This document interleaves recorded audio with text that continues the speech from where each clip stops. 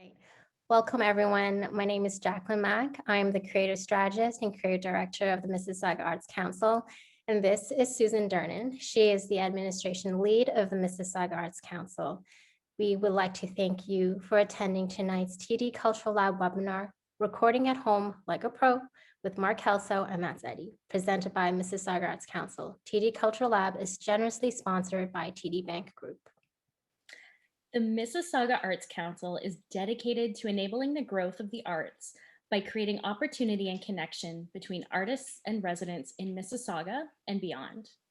Celebrating our milestone 40th anniversary this year, the Mississauga Arts Council is a registered charity dedicated to accelerating progress toward the attainment of our vision of Mississauga as a vibrant cultural community where arts and culture thrive. Our mission is to empower the arts economy by creating more opportunities and capacity, connecting artists to audiences and each other, and celebrating artists' achievements.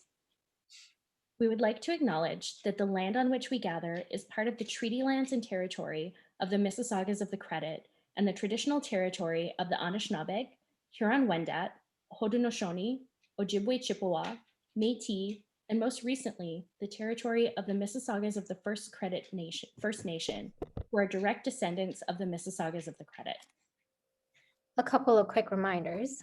We would like to invite you all to click the link provided in the comments section to download the PDF resources for tonight's webinar. Please feel free to follow along with the handout as it will cover the materials and resources on tonight's webinar. Please turn your video off. Please keep your microphone muted. If you wish to make a comment or if you have a question, please use the comments section.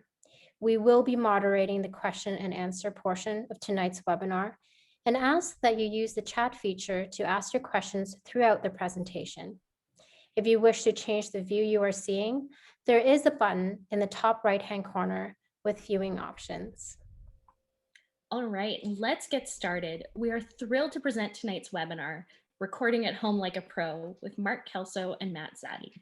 It's our pleasure to introduce the presenters. Two-time Juno nominee, Mark Kelso has made Toronto his home for many years. As a first-call drummer, Mark has built a reputation as a musical chameleon and is one of the most in-demand drummers in Canada. Mark has worked with musicians such as Pat Metheny, Richard Page of Mr. Mister, Michael Brecker, Randy Brecker, Michael Bublé, Changuido, Holly Cole, Eliana Cuevas, Hilario Duran, Herbie Hancock, Olivia Newton-John, Chaka Khan, Pat LaBarbera, Natalie McMaster, Danilo Perez, Bonnie Raitt, John Schofield, Mike Stern, Soul Stew, James Taylor, Susan Tedeschi, Ian Tyson, Gino Vanelli, and his own Juno-nominated groups, the Jazz Exiles and the Fezziwig Project. Mark has been the head of the drum department at Humber College since 2005 and has been the artistic director for the Jazz Room in Waterloo since 2016. Mark also runs Groovy Drum Studio and has played over 350 recordings. He has released 6 recordings of original music featured in the April edition, and an instrumental drum DVD, Musician First, Drummer Second. Mark was most recently featured in the April edition of Drumhead magazine. Mark is a featured clinician for Yamaha drums, Pace cymbals, Evans drumheads, and the Hunter's drumsticks. Mark is joined by the talented Matt Zaddy. Matt Zaddy is an award-winning singer-songwriter, multi-instrumentalist, music educator, and content creator. Matt has toured internationally in various projects and has been featured on CBC Music. He has shared the stage with a diverse group of artists, including Kanan, Tom Cochran, Jim Cootie, 5440, and more. During the pandemic, Matt has focused on virtual music education, online concert, and has worked with the Guitar Shop Canada, based in Mississauga, on a YouTube series promoting music education with a fun twist. His album Be recently received the Mississauga Music Award for Album of the Year. All right. I didn't know, Kelso. I didn't know that you worked with Susan Tedeschi. That's amazing. Yeah, she was amazing. Her drummer got busted at the border, and I got called the night before to play her set at Massey Hall. It was one of those like, okay. Was it her with Derek Trucks? Was he on the tour No, too? this is before. This is before she was touring with him. Yeah, Ah, cool. Right on. but it was Right on. awesome. I played with her a couple of times, and she was fantastic. Oh Like, yeah, no, I get chills listening to her oh, sing, man. really, She's really a good. weapon. Really good. Really good. Yeah. So welcome everybody. Just a couple of things we're going to say before we start here. Because we have an hour and a half, we're going to follow reasonably closely to the PDF that we've made available to all you guys. What we did was put way more information in here than we could possibly cover, and the reason we did that was to give you resources to use. Now, some of this is going to be some broad strokes. We're going to try to answer questions as best we can as we go. If you look in the table of contents for the PDF, you're going to see that your questions may get answered as we go along. We have some gear recommendations, especially for people who are starting out with their home recording experience and journey or what have you, in terms of where things are, in terms of, interfaces and software and microphones. And then we do get into things a little bit more heady near the end. As far as I'm concerned, it's one of those things like Mark and I have very different setups because we have very different needs.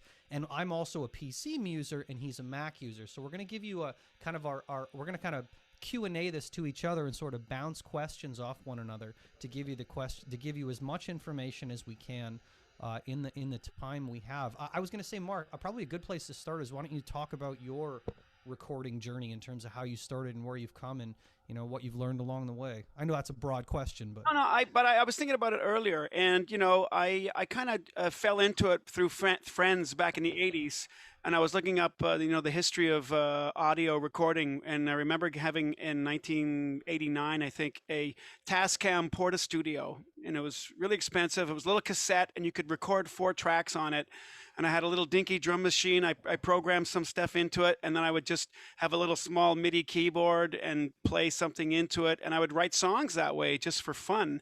I was already playing as a musician, as a drummer in multiple bands and traveling and touring. This was just something that I did for fun.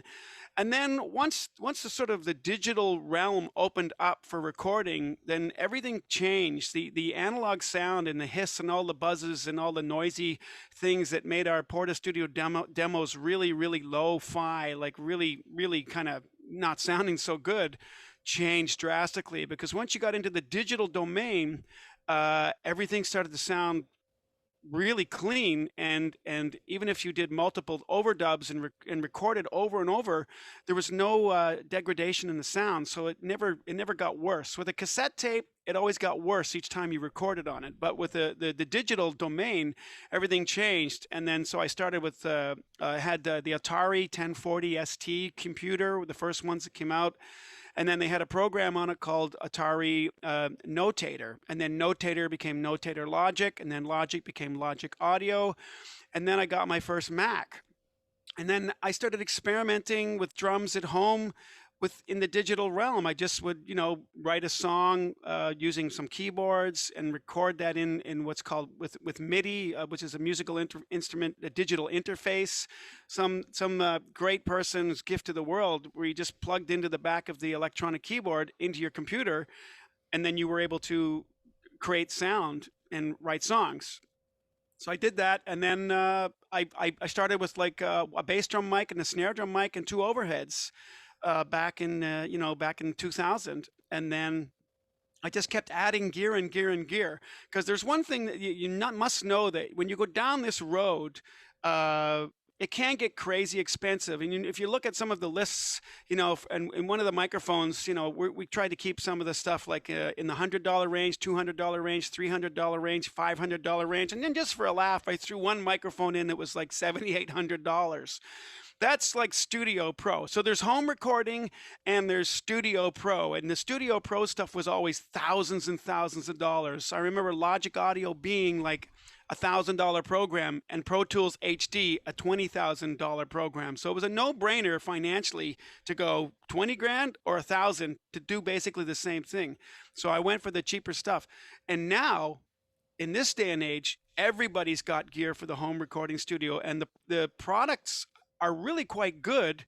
They sound good, and they're relatively inexpensive. The only real danger that I've been told by the pros is just don't drop anything. So if you buy a $300 mic, do not drop it, because if you drop it once, it'll be toast and it'll never work again, and then you'll have to go and buy another one. Whereas some of the strong ones, they're workhorses.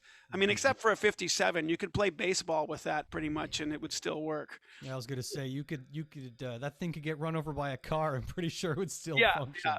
So then to finish my little story quickly, I ended up starting with those 4 mics, and now I'm up to 14.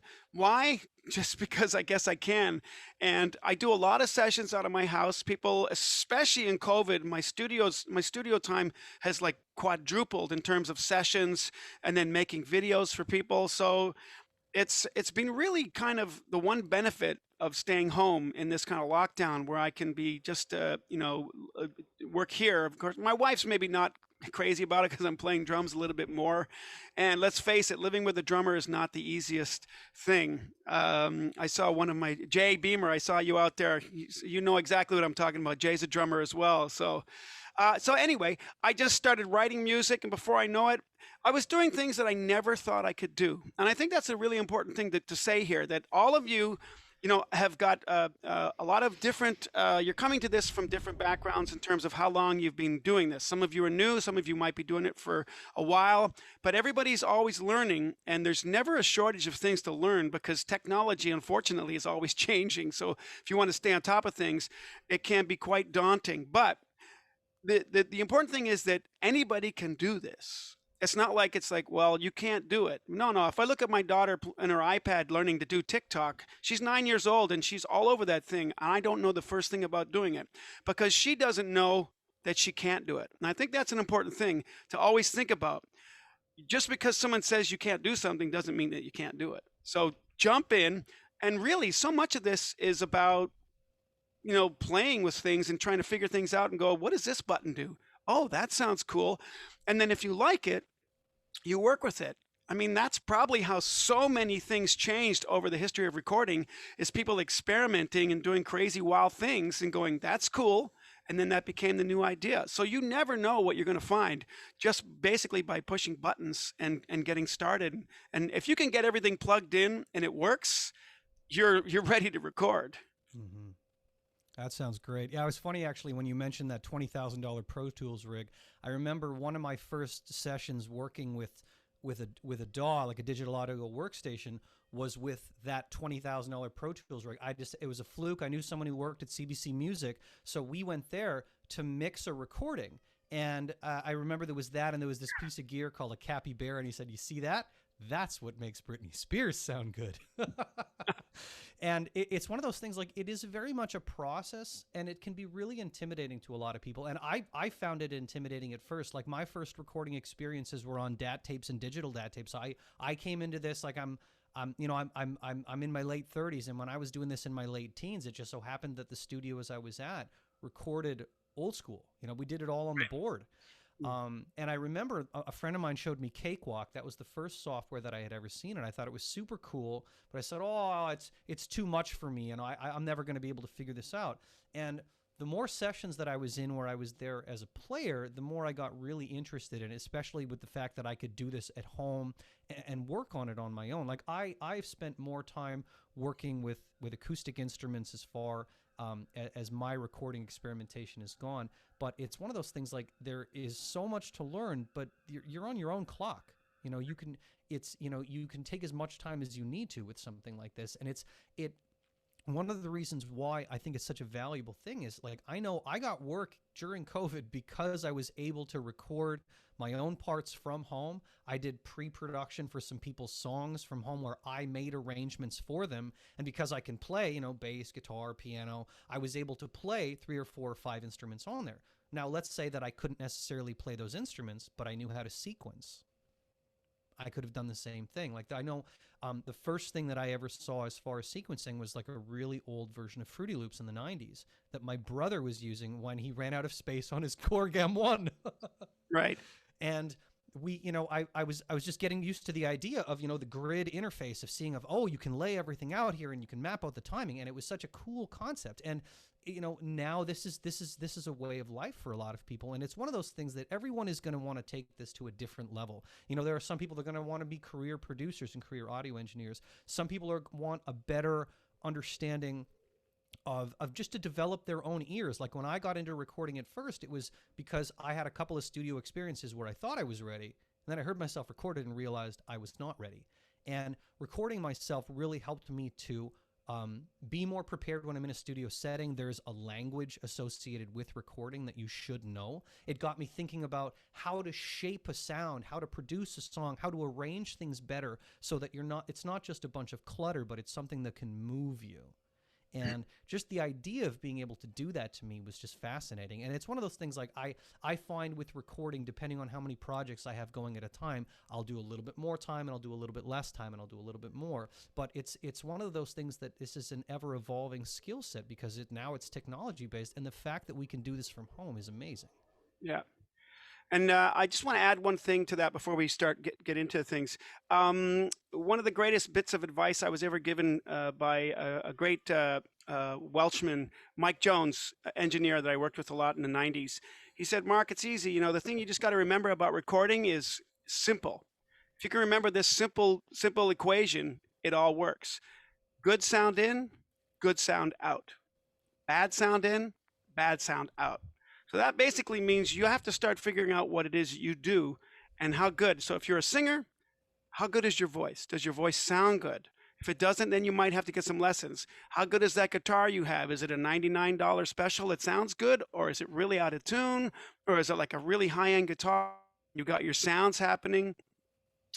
All this affects what you want to do. So you got to figure out what you want to do in terms of recording, but also how to achieve the sound. And a lot of the sound comes from you when you're playing your instrument. And if it doesn't sound good, it's really hard to make it sound good. You can do it, but it's really hard. Yeah. It's a lot easier if you can sing in tune and play in time. Those two kind of things are lifesavers for you to get a good sound. So you'll have to learn a lot about yourself and what it is you do personally, because if it's not going to sound good, it's really hard to fix if what you've given is not sounding good right off the bat. So Matt, why don't we start off with just what people need to go through, what they need to start for the basics. That sounds good. Now, I don't know if we have any podcasters on here, but just in case we do have some that are doing something where they're not singing, but they just need to get a good quality sound. There are USB mics that you can do for that purpose, because if it's just a speech thing, you can use a USB mic and some kind of recording software. But if you're a musician that's going to want to lay down some kind of an instrument or your singing voice, I would recommend having one good microphone at least to get going. Typically, I don't know about you, Mark, I typically will recommend like some kind of starter condenser microphone, because they tend to be good workhorse mics that you can do a lot with. Yep. We're going to get into those mics in the PDF. Yeah. We put a whole bunch of those microphones in the PDF. Absolutely. And we gave you a broad range as well, which we will get to. For vocals as well, if it's going to be singing, you're going to do a pop filter is a good thing, so you don't get all those plosive sounds. This is a pop filter, by the way. This little thing right here. It's like a stocking on a little stand, and it goes right in front of the microphone, and it covers up any words that start with P, or B. Because what happens if you put your hand in front of your mouth and go P, P, B, B, you can hear this P, P, P sound that really can wreck a lot of vocals. So what they'd use, just get that pop filter in front of the microphone for singers, and that captures the air pressure going and stops it from going into the mic and creating that sound. I've got some vocal demos where I did that on purpose, and you'll hear it just go boof, and I'll show you how to compress that and fix it. Sounds good.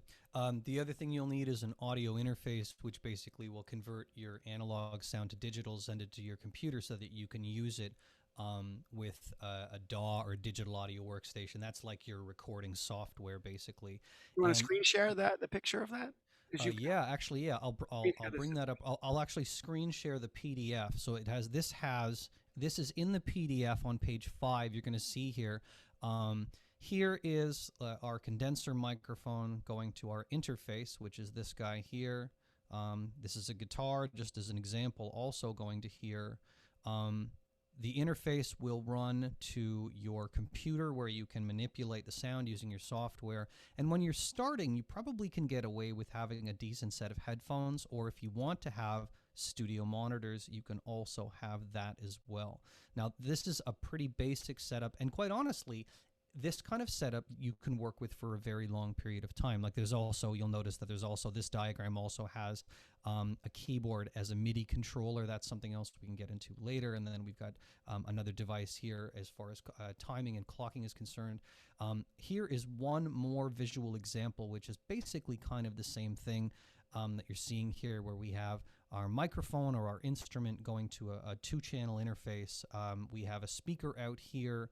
We have a USB out here, which will go to our computer. This one specifically has a MIDI controller, which is what Mark talked about earlier. Now, MIDI controllers, a lot of interfaces coming out now. Some have them, some don't. Some of them say just get a MIDI to USB converter, which is what I use with my keyboard if I'm going to lay it down, because my interface doesn't have MIDI anymore. But you can convert it to USB, so that works. And then we've got our headphone jack here as well. Now, Mark's setup is going to be a little bit more like something like this, where there's a lot more going to there, just because he's, especially with a drum kit, he's got a lot more mics that he's looking into, and he also records other instruments and his vocals as well. So this is a little bit more of a complicated setup, but the principles of it are very much the same. You have some kind of instrument being mic'd or some kind of signal going to an interface. The interface sends it to your computer and can also send it to some kind of speaker so that you can hear it, also out to headphones. So the concepts between them are very much the same. It's just that depending on how many things you put in the chain there, it can get much more complicated. But like I said, we're broad strokes today.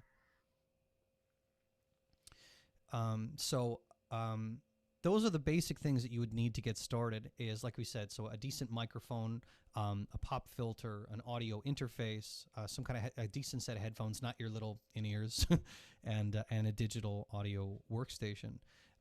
So what I'm going to do is I'm going to show you guys what my setup looks like at home, because I don't mic drums. I have a digital drum kit. So if I'm going to do drums, I'm not typically miking drums in my home setup.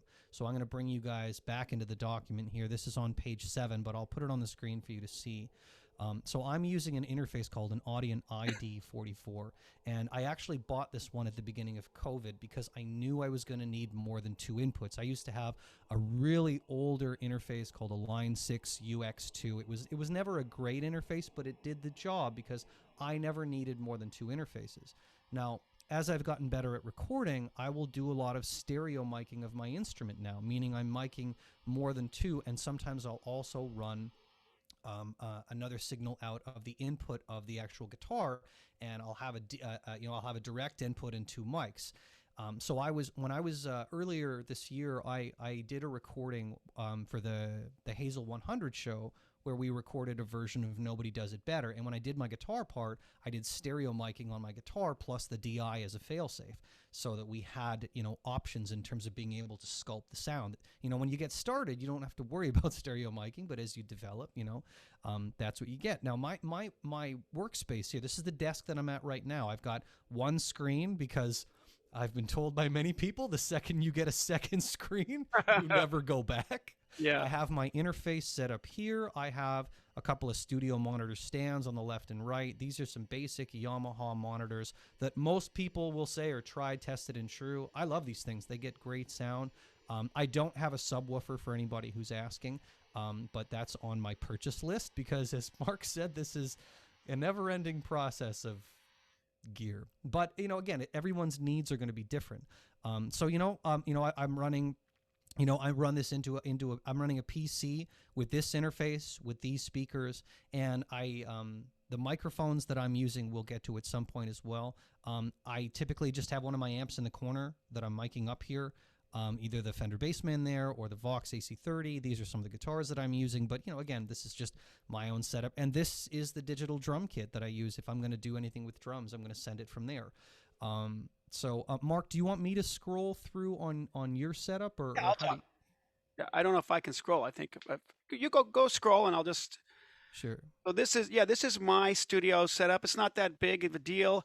I'm using a digital board there, an old Yamaha 01V96 that's about 15 years old. I use it because what's known as the mic pre's, the analog digital converter in there, the thing in there that changes the analog sound going in from the microphones into the digital recorder into the computer, are very, very high end, because when Yamaha made this board, they made this board for $5,000, but they also made a $300,000 board, and they put the same analog to digital converters in it. So anyone who bought this board benefited. So I got the really expensive converters, and that is when you want to get into high end sound, the analog to digital converter is such an important thing. And I've got an old Mackie mixer over there where I just throw in a couple of extra mics, because as I said, I've got 14 mics, and that only has 12 channels. I've got on the left hand side, I've got a 4 headphone mix and a MIDI controller, and then down on the left-hand side is my old cheese grater, which is really old. That's probably 2011. And then I do have a subwoofer under here, because when I'm listening to drums, I need to hear the bottom end of my bass drum. And I've got these Genelec, Dynaudio acoustic speakers on the far right and left, and then Yamaha NS10s in the middle, because they're really flat and easy to mix on. So I've just got that, and I've got a whole whack of headphones all around. Down to the next one. Sure, you got it. Yeah. So this is my rig for my studio. I've got 4 rack tom mics. We've listed all the microphones in the PDF. Two bass drum microphones, 2 snare drum microphones, hi-hat, 2 overheads, a separate one for a ride cymbal, and then another 2 room mics from the rear behind the kit. So that gives me a wide spectrum of sound. But because I play drums, I know what they're supposed to sound like. This would be daunting and probably problematic for anyone who was just starting with a kit. I would say you could start with 3 mics, kick and 2 overheads, just like the old Glyn Johns recording technique from Led Zeppelin, if you like that sound. He only used 3 microphones on those drums. And then, then if you want to get a little bit more, you just get a snare drum mic and go for kick, snare, and overheads. And then you can add the hi-hat as you see fit, and tom-toms and like that.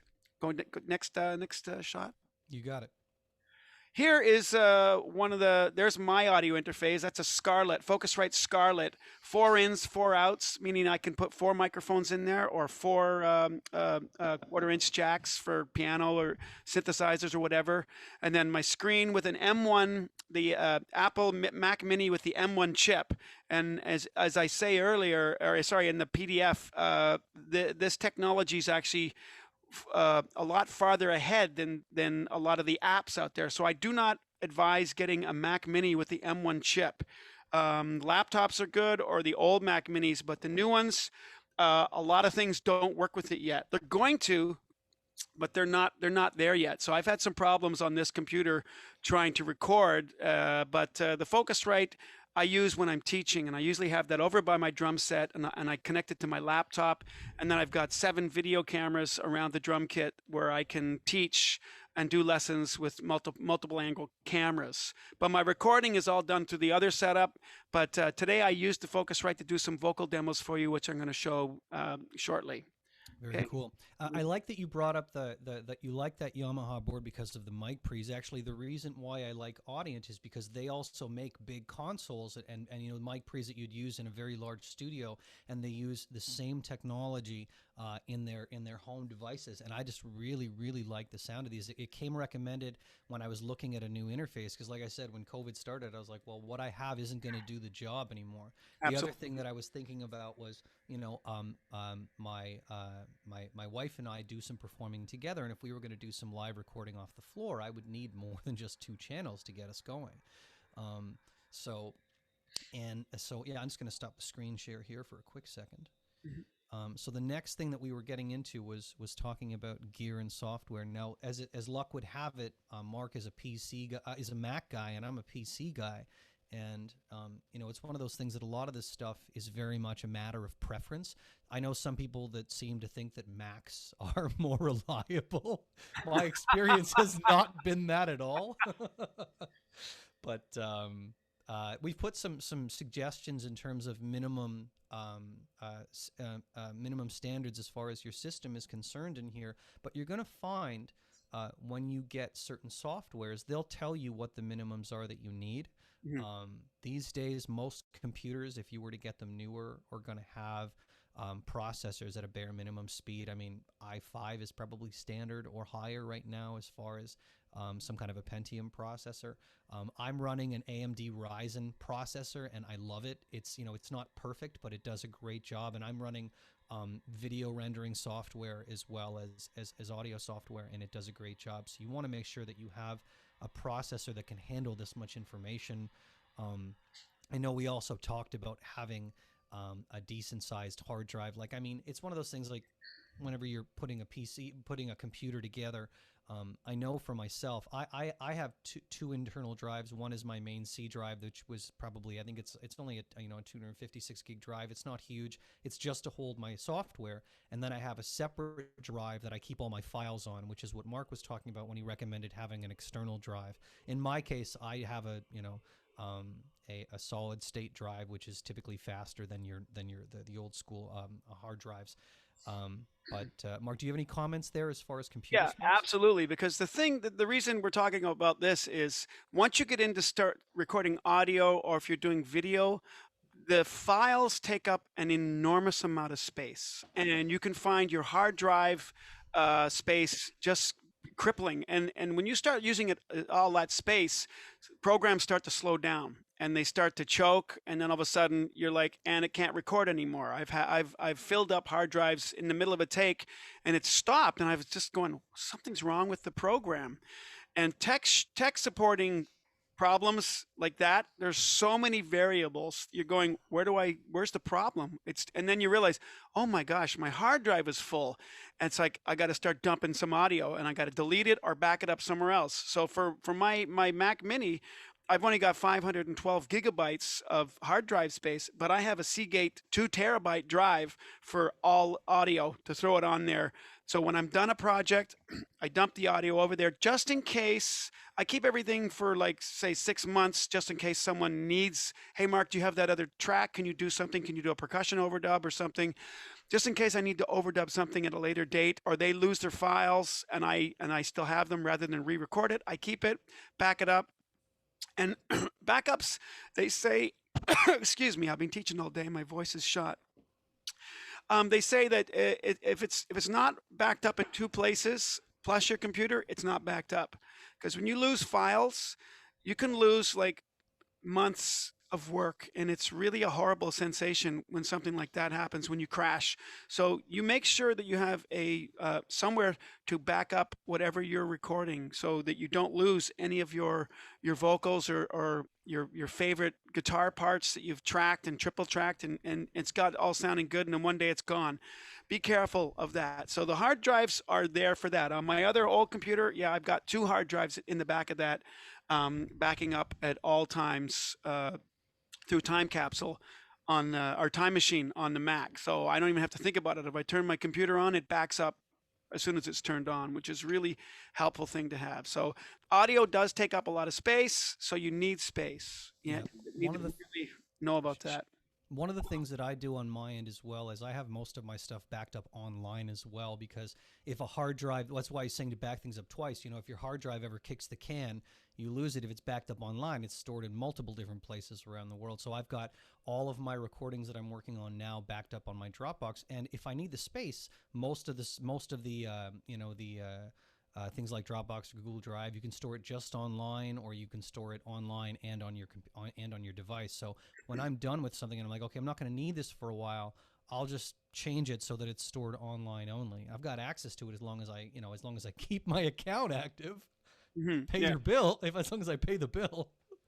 I'm just noting a couple of the questions here I'm seeing from Clint.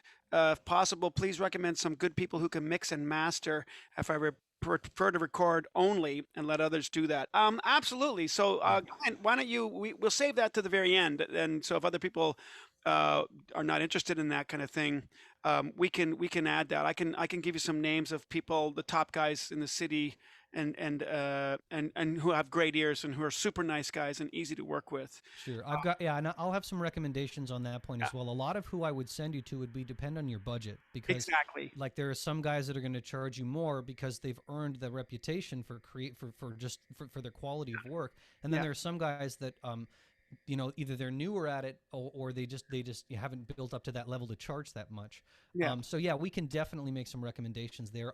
As far as Some what I some paid for my guys some guys could be like $300 a day for 8 to 10 hours, and other people can be $1,000 a day for 10 hours.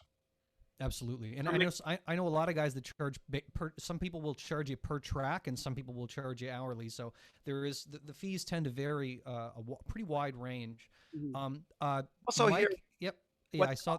what does consume the most resources on your Windows computer? Apple. I would just say about that one, Jeff.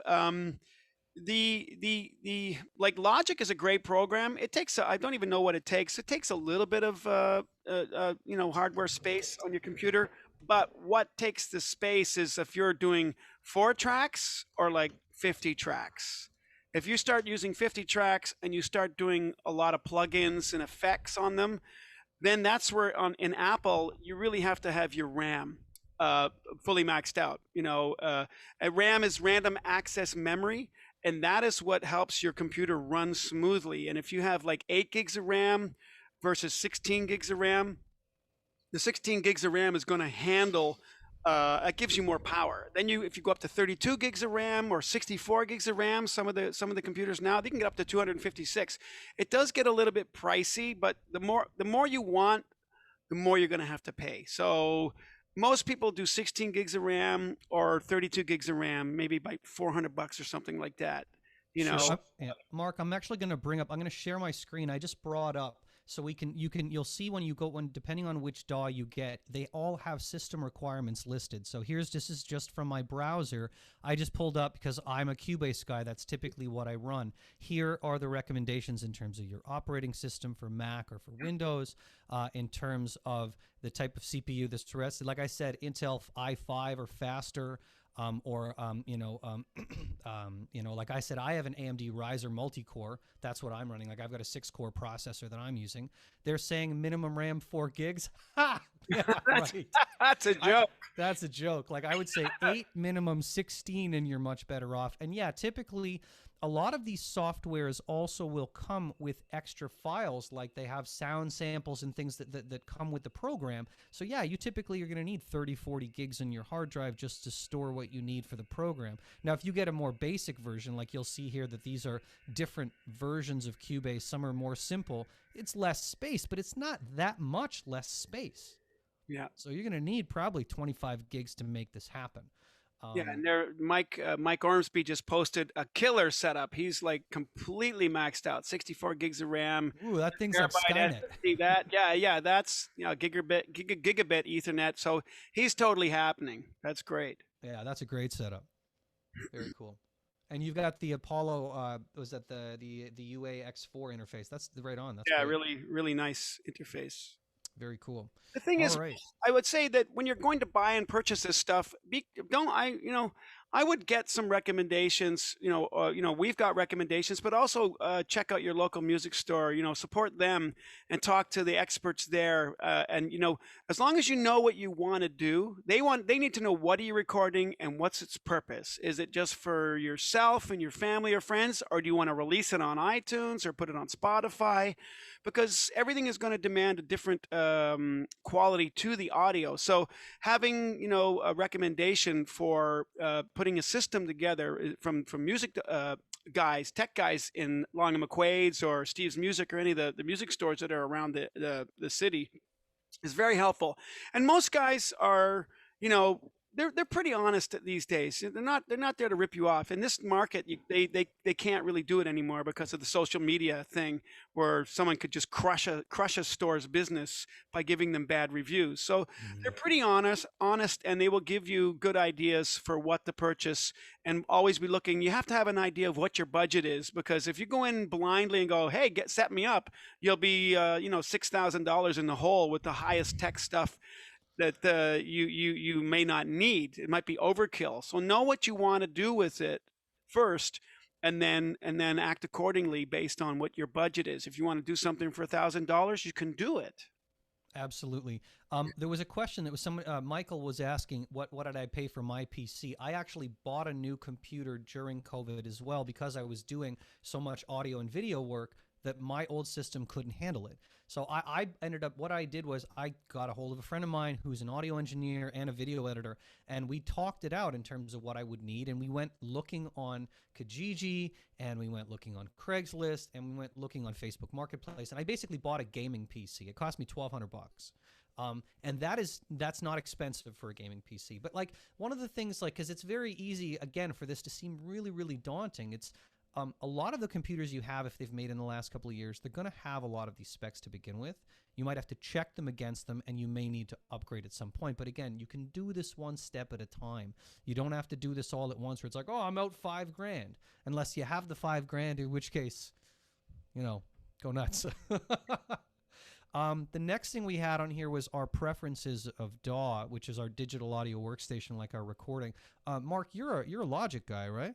Absolutely, yeah. Yeah, and I use Cubase primarily, and my reason for using Cubase was I found it user-friendly, and it just so happened that some of the studios that I first started recording in were using Steinberg products. So I got familiar with them because somebody else was using them, and it was easier than starting from scratch. Since then, I've also become reasonably familiar with Pro Tools because I've worked with people that use Pro Tools. And what I'd like to add to that, it's really important that whatever you get as your DAW, your digital audio workstation, it's really good to have someone, a friend, who also uses the same product, who can troubleshoot you when you're getting started. Because if you're trying to do all this stuff by yourself, it's really daunting. And even though there's videos and things online, it can just be a lot quicker to phone up your buddy and go, hey, I've got this happening. Can you help me? And that's a lifesaver. So I think I got Logic and all that because my friends all had them. So same with you, Matt. You were working with people who could give you answers for when you start up. 100%. And it's really good to have tech support, because I guarantee you the deeper you get into this stuff, the more brain cells you're going to burn out, because, as I say, I've been doing this for 20 years, and man, oh man, I've suffered numerous times. It's mostly when I want to go change something or upgrade. That's usually when things go sideways. I had that happen to me recently because I actually bought a second interface because I have one interface that's powered and one interface that isn't. So the simple one's great if I'm like traveling and I'm like, oh, I want to record something while I'm away. It's far simpler to have something that I don't again need another power source for. And then they were even from the same company. Like I got an Audient Evo 4, which is just a 2-channel simple interface that is USB powered. And when one software, when I downloaded the drivers to the one software, it kicked off the other ones. So all of a sudden my drivers didn't work. So I said, okay, I'm going to reverse engineer this problem, and I was able to figure it out. But there are so many things, little things like that. It's great that if you have a network of people that do these kinds of things, like there are lots of forums as well, and there are people on there that are generally very helpful because they've all been in that situation where it's like, I don't know what to do. Yeah. There are lots of different programs, like Mark mentioned, that like he's a Logic. He uses Logic Pro, which is an Apple product. I use Cubase, which is a Steinberg product. They also make another recording software called Nuendo. The other big ones that are popular are Pro Tools, Ableton Live, FL Studio. A lot of these ones, some of them will have free versions of them. Like Pro Tools has something called Pro Tools First, which is like the free version of it. Cakewalk, I think, Mark, is Cakewalk still free? I'm pretty sure it's still a free program. I'm not. I don't know. I'm sorry. Okay, yeah, Cakewalk is one of those programs that was made by Roland. Their software was free or might still be free. I actually left some links to free DAWs in the resources at the end of this, so you will have access to that.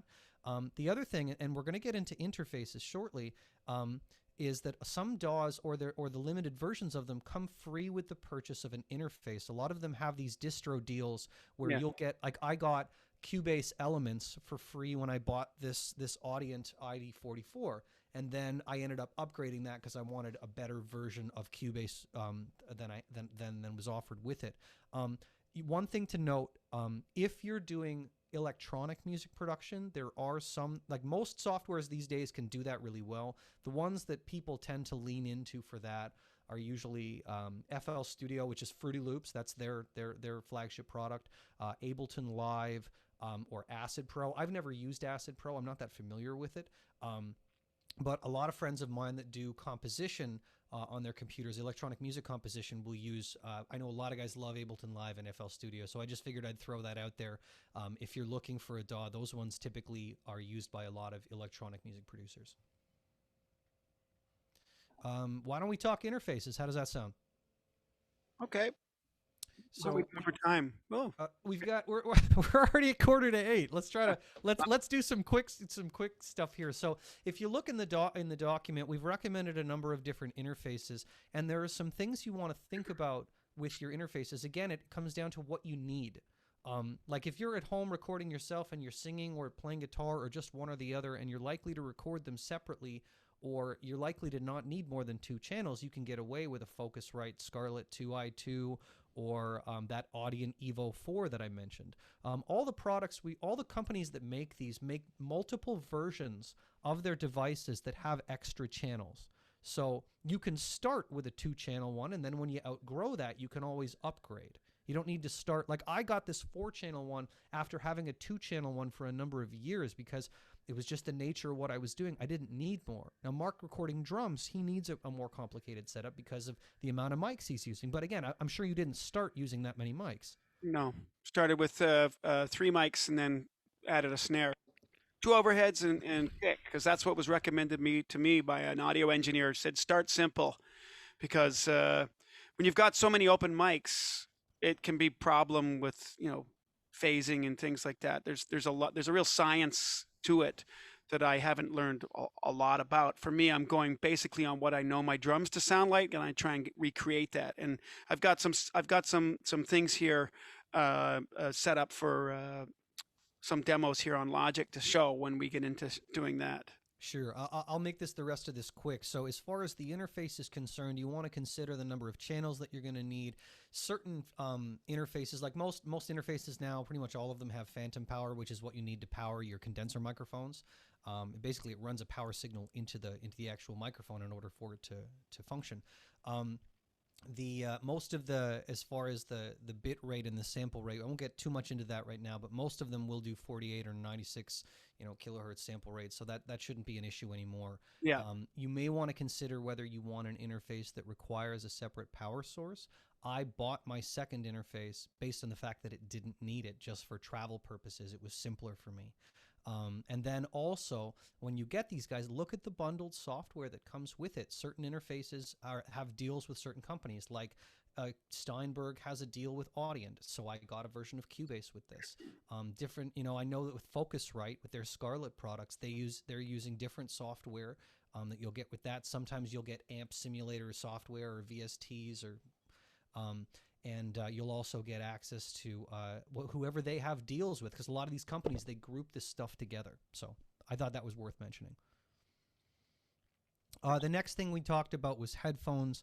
Again, I would recommend talking to your local music store about this in terms of what your budget is and in terms of what you need. You don't need $1,000 set of headphones to start. You can get a decent set. Like, you can get some that are as low as $50, but when you pay that price, you're kind of getting what you pay for. Yeah. Usually somewhere in the $200 range will get you a decent set where you can get a really decent idea of what it's going to sound like with that.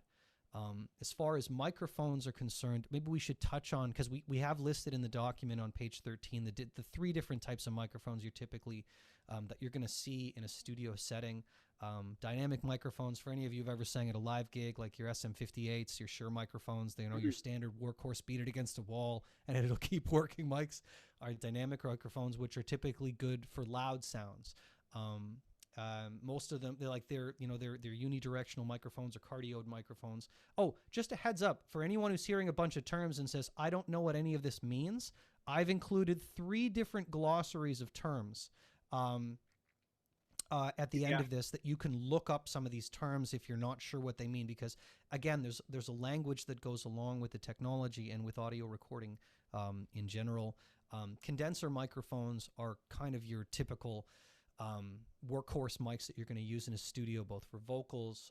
You can use them for miking most acoustic instruments. You can use a condenser microphone. Ribbon microphones kind of they're an older style of microphone, but they give you this really cool kind of vintagey sound and are also typically the most expensive. Yeah. Is there anything you want to comment as far as mics? We have mics listed in here as far as some suggestions that we have. And if anyone has any questions about which ones for which purpose, we can obviously clarify that as well. Yeah, I mean, there's so many things out there right now for headphones and for microphones. I mean, there's so many options. Sometimes your head will spin. So it's always good to get recommendations from friends if you know anyone who's a musician, but there's always experts. And if you ask 10 experts their opinion on the same mic, you'll get 10 different answers. So, a lot of it comes down to what sounds good to you. What try these headphones out, listen to, some music, are your favorite recording. Say, I love this recording when I listen to it, and then try it on different headphones and go, oh, it sounds good here, not as good here, and you'll find out, maybe a nice pair of Audio Technica or something for $200 and go, this sounds pretty good. I can hear all the different frequencies. This is really, really, really good. And that helps. And that works well. Sure. The biggest thing for recording and producing and mixing any of that stuff is you have to learn to trust your own ears and what you're hearing. Sure. Mark, I'm just going to answer a couple of questions. We have 3 or 4 in a row that have to do with singing online. Okay. If you're not, I just said, Missy there, should your headphones be noise canceling? Only if you're in a really loud environment or something. But generally, none of my headphones are noise canceling. Yeah, I have one set that are and one set that aren't, and it doesn't matter unless I'm in a loud room. Yeah. As far as singers looking to record online, I'm seeing a few people here that are asking about performing virtually. If you have a decent, like a low-end condenser microphone, like an Audio Technica 2020, like I had one performer of mine that was asking about performing online. If you're just looking to perform, technically you could get something like a Blue Yeti microphone, which is kind of the popular sort of streaming mic right now. I typically will recommend an interface because then you'll have better control over your track if you're singing with a track, so that you can plug your track into your interface into one channel, because most of these streaming platforms, they only accept 2 channels. Like, there are ways to get around that, but that involves more software that I don't want to bore you with. But if you're a singer, and I would find it way more beneficial to have a 2-channel interface, one for your microphone and one for your track or one for your instrument. That way you have much more control over your sound. 2-channel interfaces that we've listed in here. The 2i2 is a 2-channel, isn't it? Yep. I can't even remember. The Evo 4 that I mentioned, the Audient interface. If you were to go to a music store and say, this is what I'm doing, they're going to recommend these guys. And there's also some Behringer or Steinberg interfaces that are around even $100 that can do that job.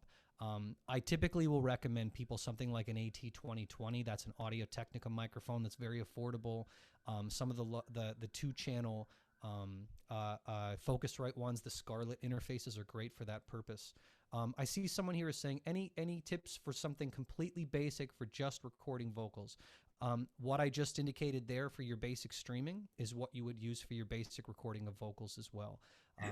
Some kind of a decent but lower end condenser microphone, a pop filter, of course, just so you don't get those sounds that Mark's going to show you, and a basic 1-channel or 2-channel interface. Those are the things that you would need for that. And Jennifer, if you want to send me a message on that, I'll be happy to make some product recommendations. But again, you can talk to a local music store and they can help you with that. Your setup doesn't need to be crazy complicated. One interface going to your computer, one microphone, you can accomplish everything you'd need to record your vocals with a free digital audio workstation or a basic version. I'm not familiar, Nick, with Ardor. That's not a program that I've ever used, so I really can't comment on it. Yeah, me either. I'm familiar with that. Yeah. As far as using Pro Tools, Logic, and UAD has Luna, which learning, I don't think that's really a question. Yeah, like there are some people that are making some recommendations in here, like Jennifer said that she's using a USB mixer that can connect. It sounds like you have a more complicated setup than you actually even need to be able to perform online. The effects are a nice touch, though. Like sometimes I'll run a PA system into that. There are some other recommendations about that. If anyone has any questions about performing online, I've done a ton of that, and I'm actually going to be potentially putting together a program on performing online. But I'm just going to get back to the recording stuff just because we want to make sure we touch as much as possible. Mic choices we've listed. I don't think we really need to go over that. Mark, do you want to hop into your sound recording portion of this? I think that would be pretty beneficial. Yeah, sure. I'm going to share the screen here, and I've got a couple of, let's get Logic. All right, so let me share, make sure I share sound, optimize. I'm going to go to, here we go, and I've got Zoom audio device enabled. Okay, great. Sorry, did I hit apply there? Sorry. Let me just double check that. Zoom audio. Yeah. Okay, all good. All right. Let's see what I've got here. This one. Okay, so I've got 3 things to go through real quick. I'm going to start with breakdown. This one here is. Here we go. This is. Wow. Wow, that's new. So here we go. This is what Logic looks like when I'm recording in my main studio. But what I'm using here are all MIDI tracks in Logic. These are all plug-in sounds or that come with Logic that I use a MIDI controller to play. Now I will tell you this, that I am not a keyboard player and I can barely play keyboards, but I can read music, so I download or I buy from musicnotes.com. I buy charts for songs, and then I go through them and I basically play everything in here 1 bar at a time. It's very time consuming, but this is something I would do for my students in Humber so that when we're recording and they have something to play with. So I can put all the piano parts in, the bass, the guitar, the horns, and then I send them the track without their parts. So if we listen to this, I'm just going to show you, I'm going to mute all the drums for a second, just to show you how good it sounds just with MIDI. I'll put the metronome on here so you can hear the count-in. 2, 3. I'm supposed to mute all these drums first. 1 second. Mute. There we go.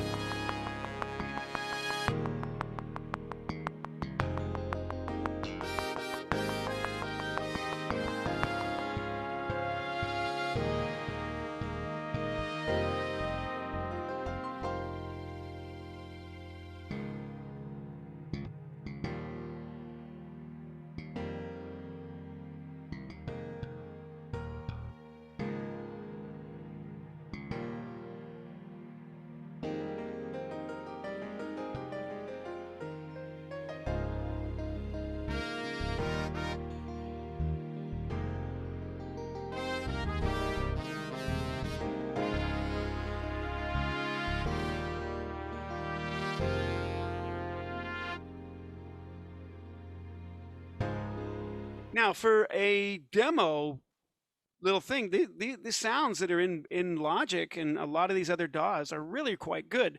The difference for my demos is when I start to go and add real drums, and all of a sudden, it brings the whole thing to life. So now let's just have a quick listen to this.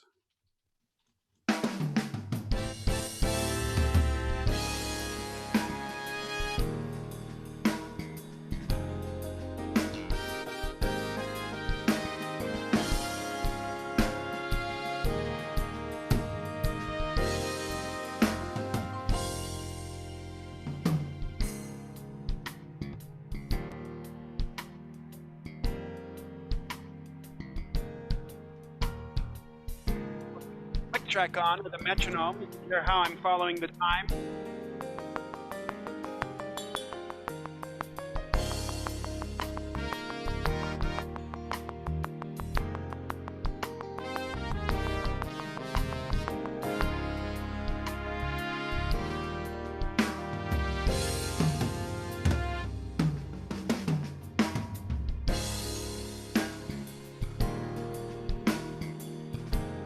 So that's me just working out of a basic MIDI soundtrack and creating things and having some fun, and then playing drums to it and then sending to my students. So now I'm going to do that. I'm going to go to my ensemble and get a little bit into between what happens when I just start using a few effects. Here is a this is my students all recording themselves and sending me tracks, and this is what all the live music instruments sound like.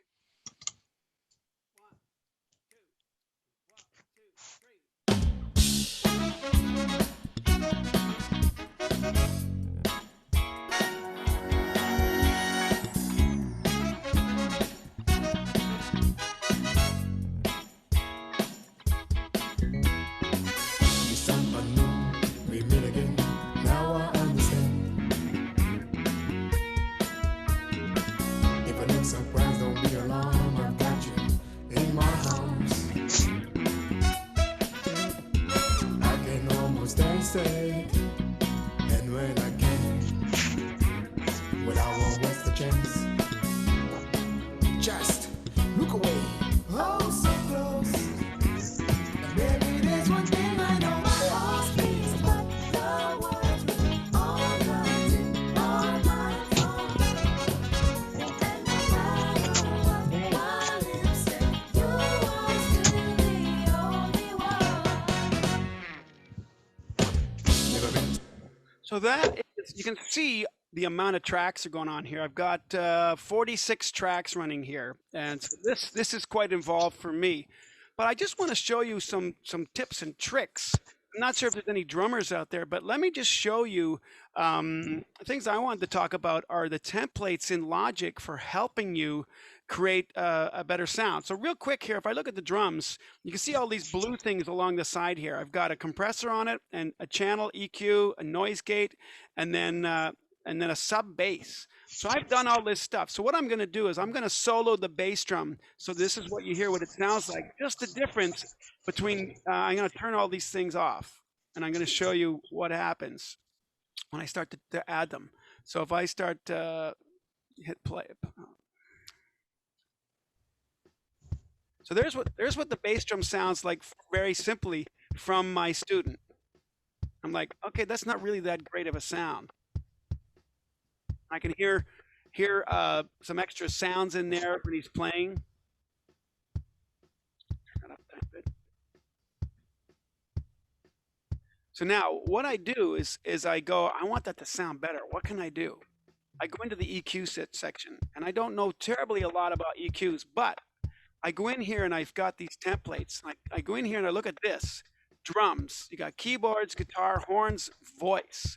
All these templates, and then mastering EQ and EQ. These are fantastic. I've talked to professional audio engineers, and they have said that these templates are actually really quite good. And you can see all these frequencies here. This is stuff that's really high-tech stuff that the rocket scientists, audio engineers really understand. Where for me, I'm going based on sound. Coming from learning a lot of this stuff myself. Watch what happens with the bass drum when I turn this on. All of a sudden, this starts to sound like a little bit more of a punchy bass drum. So off,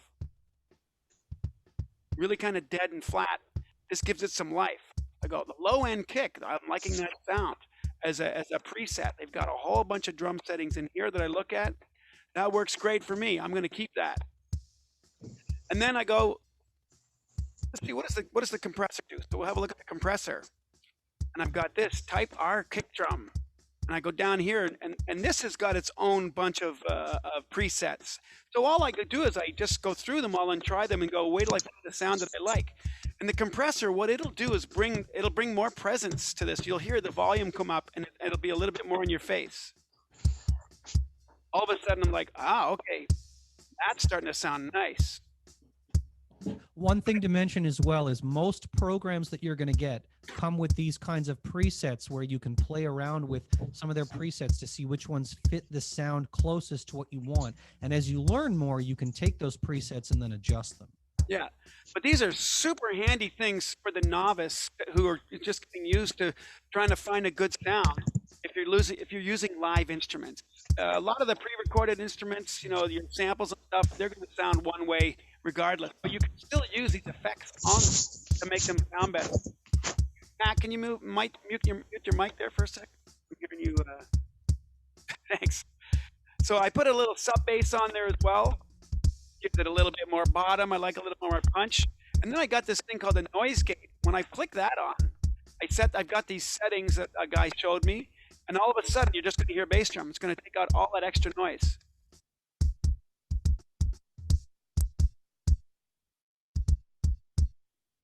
Cleans it up completely. I just hear bass drum. Then I've got some effects here. A little bit of room reverb there. That is a 0.7 second drum room. I want to add a little bit more crunch to it. So I add this one on top of it. It's a 6-second drum room, different from drum booth 4. So all of a sudden, from what I had initially to this, I got a decent bass drum sound. And I would go through all these different instruments and check them all out, and check out my snare. There's my snare. Take off the EQ. What did I start with? That's what I start with. So pretty drastic. Pretty drastic. Just by adding some of these things in here, I go, okay. If I go kick and snare, I go, that's going to work for me for this kind of old 80s sound that I was looking for on this song.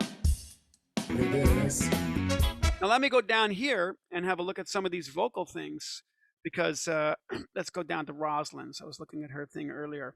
So Rosalind is singing backgrounds on this, and let's look, what do I've got on her? I got a compressor on here. What's it looking at? Studio vocal. That's the template.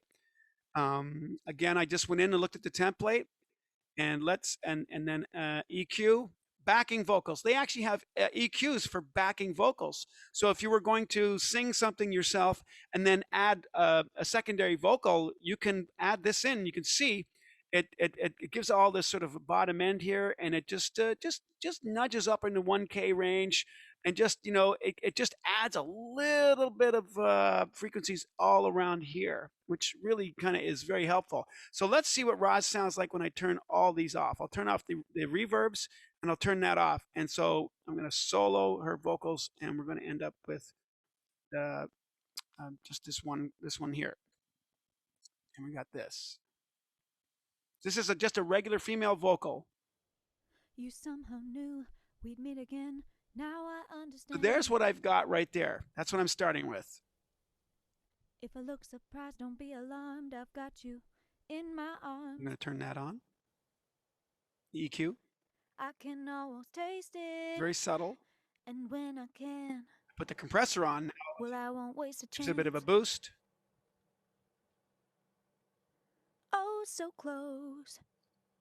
Baby, there's one thing I know my heart speaks, but the words flip on the tip of my tongue. And there she's doubling herself. And no matter what my lips say, you are still the only one. I'll add in Divine's backgrounds. Never been too cunning, I'm no linguist, but I can tell you this. And Divine, if you notice here, I've got her pan Ever since I left you, I've been lost. over to one I'm side. walking in a fog. Roz is going 18 to the minus We 18 can to the lick this problem. and Divine is We opposite can her work it perfectly. And Don't be impatient and don't you run. got all the vocals. Cause I want you on the tip of my heart speaks, but the words flip on the tip of my tongue. And no matter what my lips say. Now watch, everything sounds amazing by itself, but when I turn the band back on, you're going to see a lot of that stuff disappears. So the mixing part is really quite delicate. If I look surprised, don't be alarmed. I've got you in my arms. I can almost taste it. And when I can, well, I won't waste the chance. Chat. So what's happening there is I'm just experimenting with compression and EQ, equalization, and some reverb to try and make it sound like the original recording, which is an old tune by the Tubes from the 1980s that was written by Maurice White from Earth, Wind & Fire. which is kind of why I liked it. It was kind of a cool funk pop groove.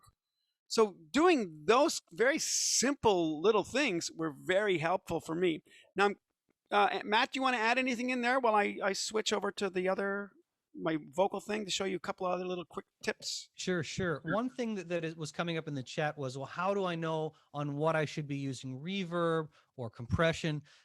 It's one of those things that we're not going to be able to cover all of that in there. And there's a lot of experimentation that does typically go into this in terms, because a lot of it is a very personal thing in terms of what you're looking for in your sound and how big your arrangement is. Like, you're not going to throw reverb on everything if you've got 6 instruments, or even how much you would. There are some wonderful courses that are available. Like somebody in here mentioned some of the courses that are available on Coursera. I also recommended Udemy or Skillshare, and there's a lot of ones that are specifically for the softwares that you're using. So if you're like, I need somebody to help me with this thing in Logic, well, these courses, there are tons and tons of courses that are available for something like this. And like I said, you can take this one step at a time and build the skill set. So Mark, by all means, keep going. I was digging those tracks, man. Yeah. I see here. How do you add a track on Logic? That's super easy. I'll show you that in 1 second. Oh, there we go. Tracy just saved me there. The add track button is on the top left. Thank you, Tracy. This is the latest version of Logic Pro. This is Logic Pro X.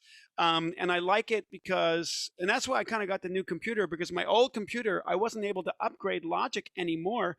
And I wanted the new studio horns because I found that they were way better sounding in terms of samples. They were live instruments compared to my old crappy horns that I'm using on my old computer. So, but because I want to use my old board, I don't want to change my setup. And I looked for months about how to change my setup. And I thought I was just going to be, I started getting new software, rented it from McQuaid's, trying it out, and I couldn't get things to work like I already have it set up. So I bailed on that, bought the new computer, and now I just toggle back and forth between using this computer for my MIDI and then my drum audio for my other computer, and I just combine the tracks. So I'm doing that. So let's have a look at this here for a vocalist for something. I just want to show you a couple of really kind of cool little tricks that you can do that are very helpful for when you're recording vocals, because I know there's a lot of vocalists out there. So first of all, I just started singing some little things, just goofing around here, and this is what I came up with. And I wanted to show you some of the problems you can have. And if you have this on your track, it's going to be hard to get rid of. So this is a noisy track. So let's just listen to this.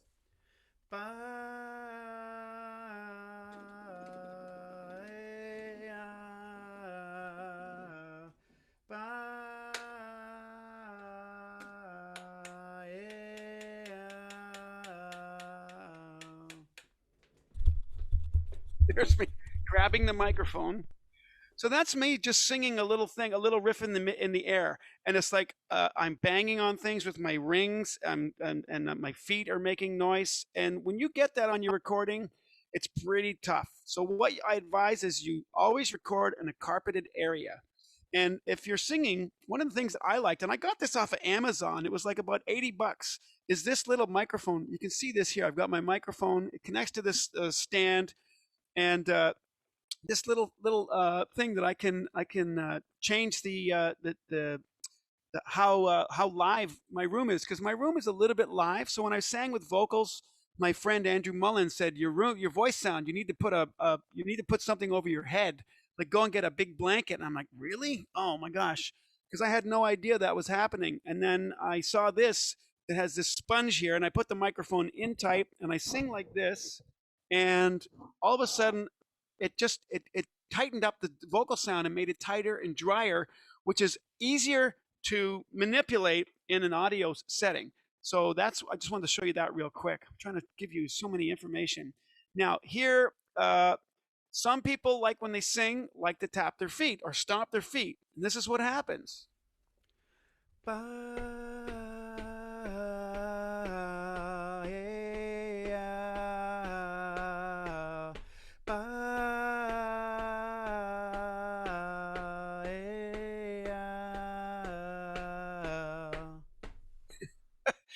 I laugh because it's so ridiculous sounding, but there's no way I can get rid of that. I mean, remember at the beginning of the seminar, I said good sound in, good sound out.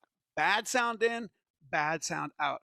So you gotta, wear slippers or go on your stocking feet, or as I said, have a carpet underneath, and just make sure you're not banging or hitting anything, so that sonically it's okay. Now, I want to show you one thing really quick here. Let me just move this out of the way. Mark, I'm just going to cut in for a quick second. I had a few people asking what that device was you had around your microphone. It's called a microphone isolation shield. It basically absorbs the sound so that you're not getting things bouncing off walls around you and creating all kinds of other lovely sounds your microphone's going to Yeah, pick up.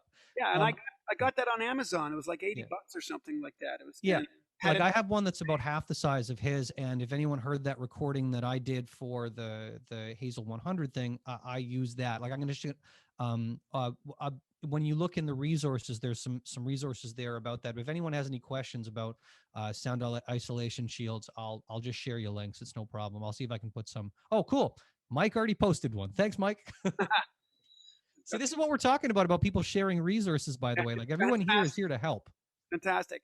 Now I want you to take notice of the size of the audio file. These little things in here, this is the wave file that we call our audio file. And you look here and you go, that one look, the lead here, the double, the triple, all looks good. And then it's like, wait a second, this one looks like a giant whale or something. What is going on there? That's a problem with me being too close to my microphone, and the sound is not going to be very good. It's going to be really, really loud. So let's just see. It's going to pin.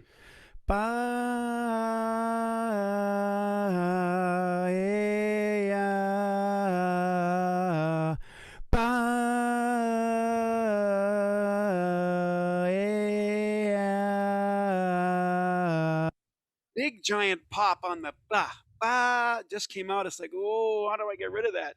Watch. Let's see. Even just come if I go to one of these settings here on the compressor.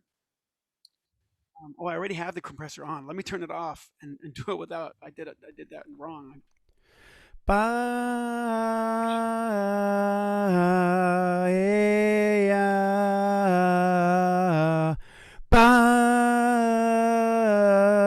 Hope that didn't hurt anybody's hearing there, because that is just brutal. So I actually meant to do it like that first and then put the compressor on, because it lowers it.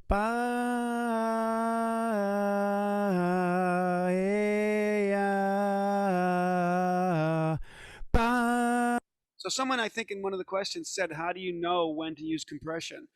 Compression is not something I like to use a lot, but in this situation, the vocal is way too hot. And now I can go up here and look at some of these things, and this here, the gain structure, I can make that a small audio file, but it's still going to be a bad audio file, just quieter. So I'm just making it, it's the same way as if someone screams really loud and you make it quiet, it still sounds like a real scream, as opposed to someone trying to scream quietly. You just go, it doesn't have the same intensity, the same burn. It doesn't sound right. So for here, this would be a vocal track that I would not use. So I'm looking at the time, 8:20. Oh my goodness. Yeah, I was going to say we probably have to wrap it up for Q&A at this point. There were some subjects. Sorry, Mark, go ahead. I've got like one or two things. I just wanted to show a couple of things real quick. So I had like just on doubling and panning. So what I do here, the first vocal.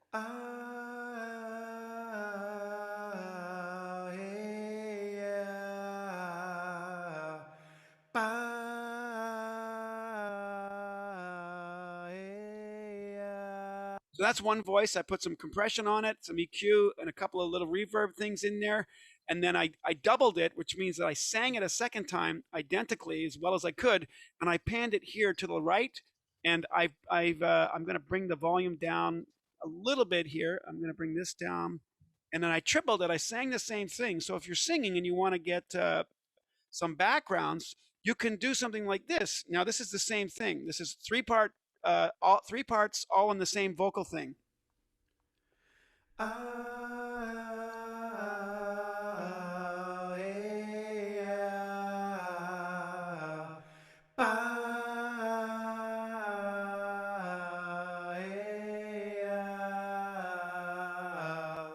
And so that's me just copying the same thing. And what I would do is you have to be careful if you're doubling on your vocals and recording. Just listen to one at a time. don't listen to multiples because it becomes sort of overpowering and it's very difficult to hear yourself and you end up singing out of tune.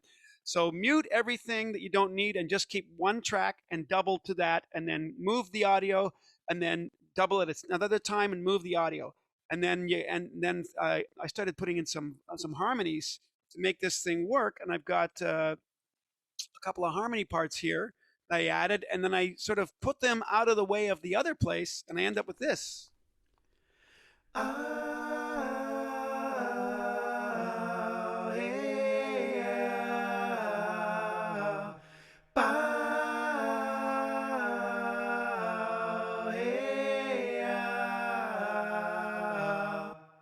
And then I got some low harmonies, adding a third track. I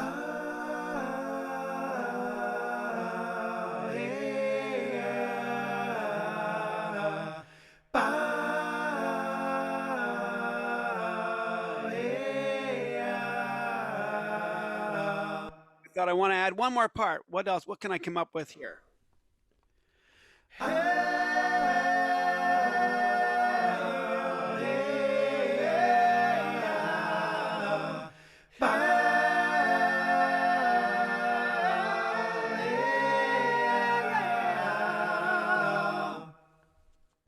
And if you notice, there's little bits of noise here at the end of the track and over here at the beginning. So what I can do is I can select all the tracks by going Command A and then dragging everything in. But watch what happens, because I've got a big breath at the beginning. This is really kind of a drag when this happens. Listen to that again. Do you hear my breath has been cut off? So I'm like, okay, I've either got to open this up wider and try and move this right up, butt up right against the vocals, but you see it won't go there. I'm like, oh, okay, so let's see what this sounds like. I'm still gonna have a short breath. Doesn't sound right. I still hear, I can hear that. So I'm gonna move it back a tiny bit, and then I go up here, and I love this. This is one of my favorite tools, the fade tool. And because I've got everything selected, I go here and I want you to fade in, and that way is gonna get rid of a whole bunch of stuff, and I can actually move that. So now let's see what it sounds like if it covers up the breathing. Voice is the breathing is a little bit quieter, and I just move. Whoops, sorry. I've got to always go back to the pointer tool. Took away my keyboard commands. So I'm going to do that and see what that sounds like. If I can get rid of the, I can still hear the breath a little bit, so I'm going to do that, and maybe I'll pull. I'm going to do that and see what that sounds like. I've gone too far, so I've faded in too much. So I need to bring that fade there and then go back and try and move the fade like that. And because I've got them all selected, they're all going to go with it.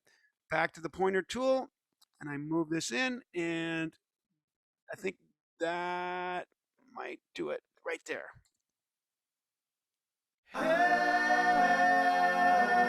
Now it works great. Then I might go to the end of the vocals and go, okay, I would probably line everything up to be the same. So anyway, I would just go down here and do the same thing with the fading out at the end so that I have no noise. And then it sounds like this. Oh man, doesn't like keyboard commands. I'm so sorry to stop you, Mark. I'm so sorry. Time is up, unfortunately. I felt so bad trying to stop you. You know, when you're having fun, time just goes by really, really quickly. And that's It all in. Oh my God. I know it went by so fast, and so many questions are in the chat right now.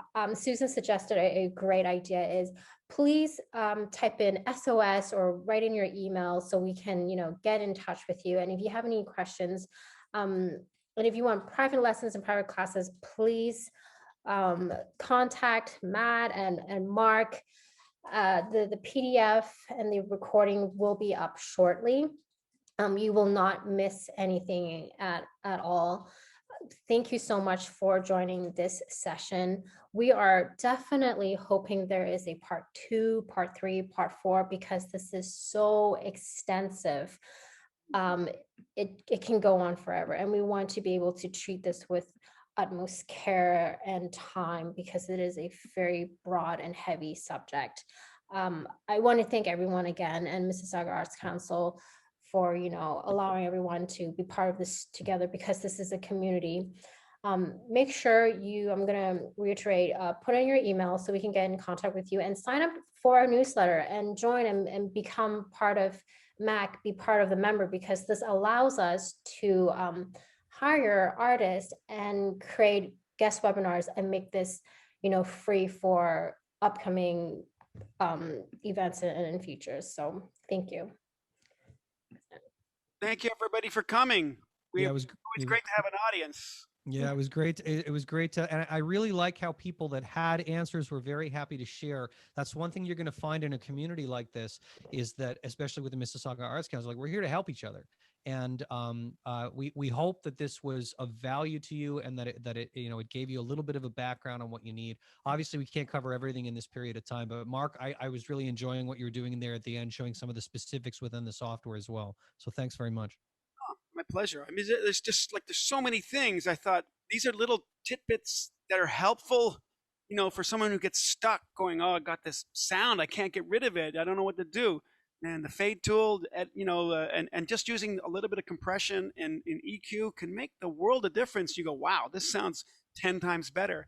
Even though I don't know what I'm doing, it's sounding better because of the templates that they've thrown in there. And those were only something I came across because of COVID.